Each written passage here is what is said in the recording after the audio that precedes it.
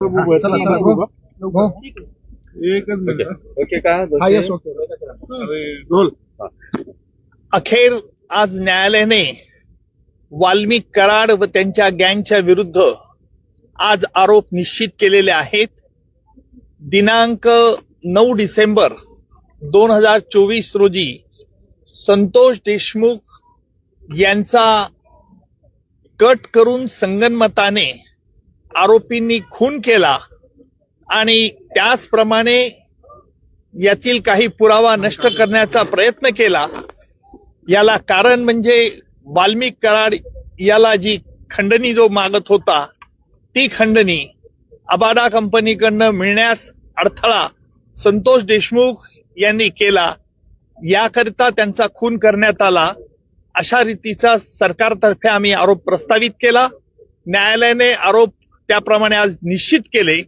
एकूण सगळ्या आरोपींच्या विरुद्ध आज निश्चित करून त्याची पुढील तारीख आता 8 जानेवारी ही तारीख ठेवलेली आहे.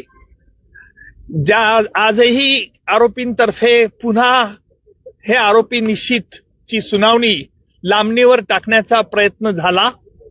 आरोपींनी या खटल्यामध्ये आतापर्यंत जे D2 ऑपरेशन केलं, ज्याप्रमाणे पाकिस्तानतर्फे K2 operation, K for Kashmir आणि K फॉर खलिस्तान असं केलं जात होतं, त्याचप्रमाणे आरोपींनी देखील या खटल्यात वेळोवेळी वेगवेगळे हातखंडे वापरून D2 operation, D for delay आणि डिरेल, उशीर करणं आणि खटला उलथून टाकण्याचे प्रयत्न होते.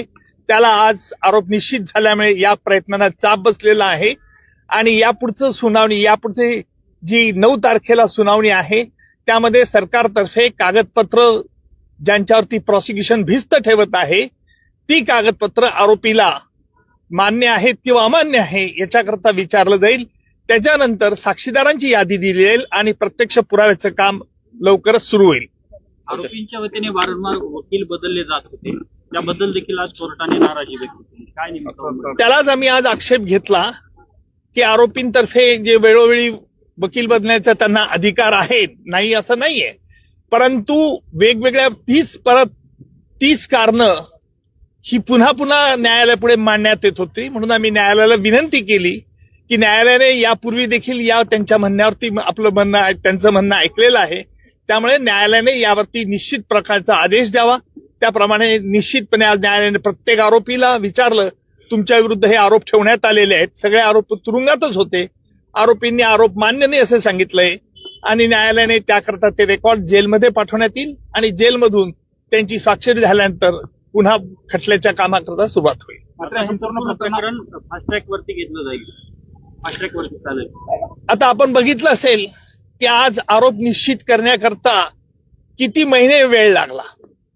न्यायालयाला वेळ द्यावा लागतो कारण वेगवेगळ्या कायदेशीर बाबी हरकती घेऊन हा खटल्याबद्दल आरोपी लांबवण्याचा प्रयत्न करतात हे स्पष्ट होत होतं, परंतु कायद्यामुळे त्यांना संधी द्यावी लागते आणि म्हणून फास्ट ट्रॅक कोर्ट असो का स्लो ट्रॅक कोर्ट असो, परंतु खटला लवकरात लवकर चालवण्याचा प्रयत्न सरकारतर्फे होईल.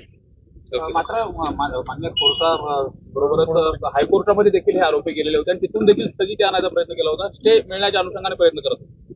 उच्च न्यायालयाने, माझ्या माहितीनुसार उच्च न्यायालयाने आरोपी निश्चितीसाठी कुठेही स्थगिती दिलेली नाही. त्यांनी काल तसा प्रयत्न उच्च न्यायालयात केला. उच्च न्यायालयाने त्यांना तोंडी नकार दिला होता. व्हिज्युअल काढा ना.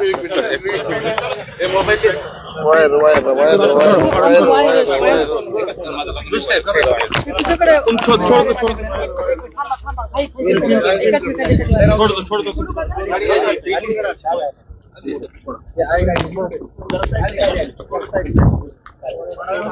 दो